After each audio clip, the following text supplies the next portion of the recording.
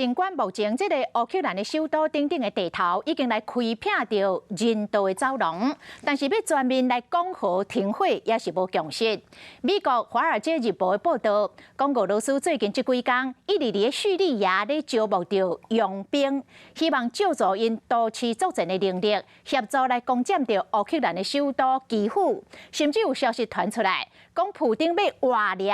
乌克兰的总统泽伦斯基。上新的状况，要请国际中心的编译杨维静讲互咱知。维静，请讲。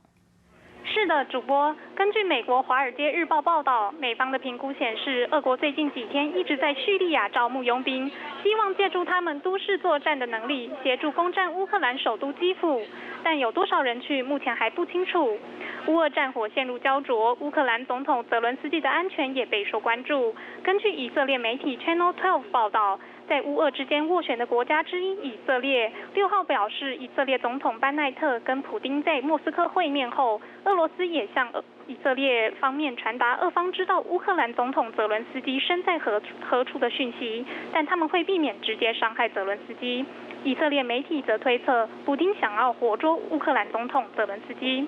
而克里姆林宫官方声明则指出，班奈特和普丁讨论时，也和多位世界领导人会谈，参与会议的人都强调，普丁不愿意听到有关停战的提议，除非乌克兰放下武器。其实以色列与俄罗斯及乌克兰都有一定联系，所以这次战事开打之后，以色列穿梭于俄罗斯、乌克兰与美国等欧洲国家之间斡旋。日前，以色列总统办公室发布一份声明表示，即使成功调和战争的机会不大，以色列仍然将会努力协助解决俄罗斯与乌克兰的危机。以上是掌握的最新情况，主播。